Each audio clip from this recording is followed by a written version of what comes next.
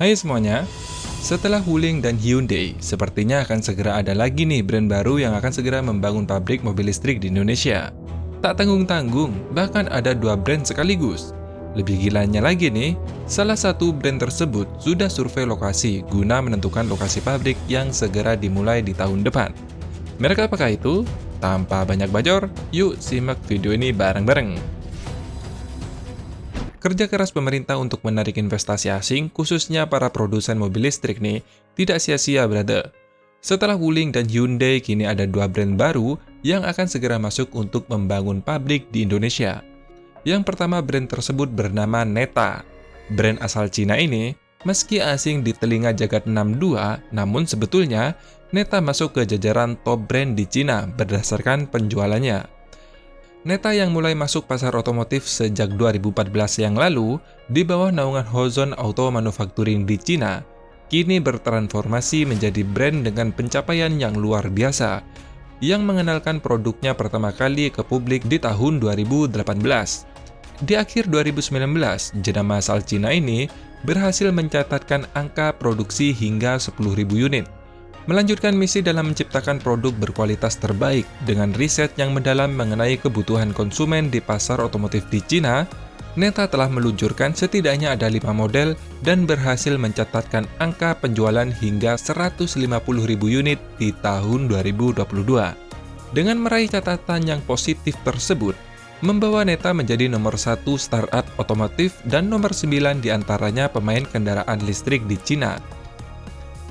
Produsen otomotif asal Cina ini, setelah sukses di negaranya, Neta resmi menancapkan bendera di industri otomotif di tanah air, yaitu Indonesia, melalui ajang Gaikindo Indonesia International Auto Show atau GIAS 2023. Neta membawa 3 line-up seperti Neta S sebagai mobil sport, Neta U sebagai SUV dengan jarak tempuh baterai yang lebih jauh, serta Neta V sebagai kendaraan modern dengan teknologi kelas atas untuk kaum muda di Indonesia. Neta Auto Indonesia sebagai perwakilan merek otomotif Cina, Neta menggandeng perusahaan lokal yaitu PT Handal Indonesia Motor atau HIM untuk membangun pabrik mobil listriknya di Indonesia. PT Neta Auto Indonesia secara resmi mengumumkan kerjasama dengan PT Handal Indonesia Motor sebagai mitra lokalnya. Kerjasama ini sudah dituangkan dalam Memorandum of Understanding atau MOU yang ditandatangani keduanya pada 26 Juli 2023.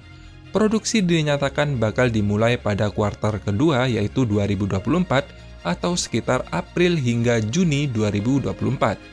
Kemungkinan besar, mobil Neta yang bakal diproduksi di Indonesia yakni Neta U. Mobil Neta U ini masuk ke dalam mobil listrik dengan konsep crossover. Neta U terdiri dari 2 varian. Yang pertama, Neta U tipe standar, memiliki tenaga 120 kW dan baterai 55 kWh. Jarak tempuh yang bisa dihasilkan dengan spesifikasi mesin ini adalah 500 km. Dan yang kedua masuk dalam varian tertinggi mobil Neta U, dengan bekal tenaga 170 kW dan baterai 82 kWh.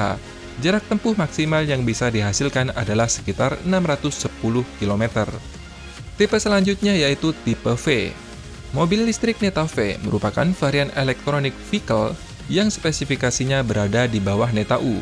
Neta V menggunakan baterai sekitar 40,7 kWh dan memiliki tenaga 70 kW. Dengan mesin ini Neta V mampu menempuh jarak tempuh sekitar 384 km. Kemudian varian tertinggi yaitu Neta S. Ini adalah mobil listrik dengan bentuk sedan yang didesain memiliki pintu unik, yakni bergaya pintu gunting ala mobil sport Lamborghini. Mobil Neta S dibekali dengan spek baterai lithium-ion Tenari 43,88 kWh atau sekitar 43,88 kWh. Dengan bekal motor listrik bertenaga 170 kW, mobil listrik Neta S sanggup menempuh jarak hingga 1160 km. Gimana? Keren gak tuh? Brand yang kedua yang bakal memproduksi produknya di Indonesia di tahun 2024, yakni pabrikan asal Jepang.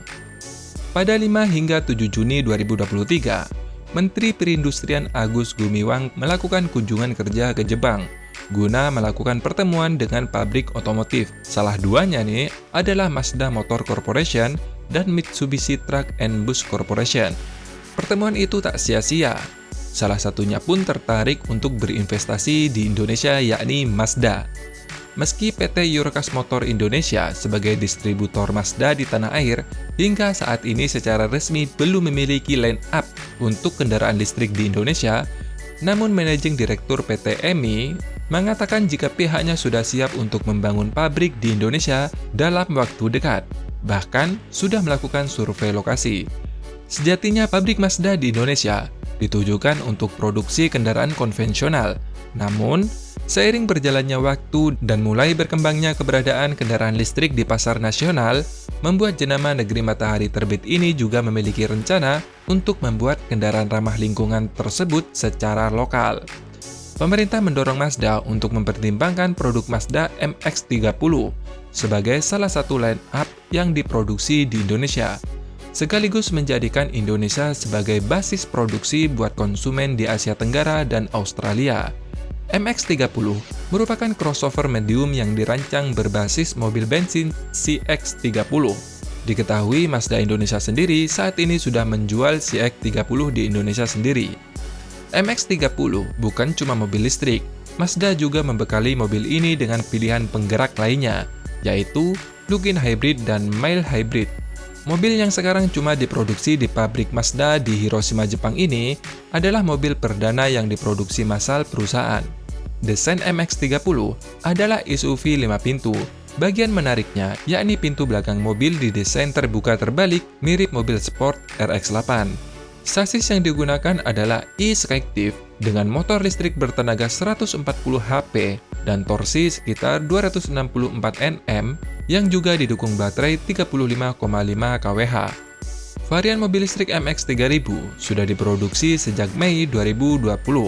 Meski demikian, Managing Executive Officer Mazda Motor Corporation, Hironoki Tanaka mengatakan di dalam keterangan resmi Kemenprin bahwa perwakilannya sedang mempertimbangkan untuk menentukan model mana yang akan diproduksi lokal di pabrik baru. Nah, gimana tuh? Di sini kita bisa melihat bahwa sebenarnya para produsen mobil listrik itu sangat tertarik untuk berinvestasi di Indonesia. Namun kembali lagi ke pemerintah dan para produsen mobil listrik. Jika mereka keberatan dengan regulasi yang ditetapkan oleh pemerintah, contohnya nih, transfer of technology, atau bekerja sama dengan perusahaan-perusahaan lokal, ya tentunya mereka akan keberatan. Contohnya seperti kemarin lah Tesla. Tapi ya nggak usah lah, kita nggak perlu-perlu amat kok. Indonesia sudah ada Wuling, sudah ada Hyundai, sebentar lagi sudah ada Neta dan Mazda. Apalagi kabar terbaru nih, BYD juga akan membangun pabrik di Indonesia. Sepertinya nih, kalau Tesla tidak mau berinvestasi di Indonesia nih, jangan berharap mobilnya bisa laku di Indonesia teman-teman. Ya seperti kita ketahui, dengan perbandingan sama-sama pabriknya di luar Indonesia, Tesla aja sudah kalah saing. Apalagi saingannya membuat pabrik di Indonesia. Tentu pastinya nanti kalah harga teman-teman.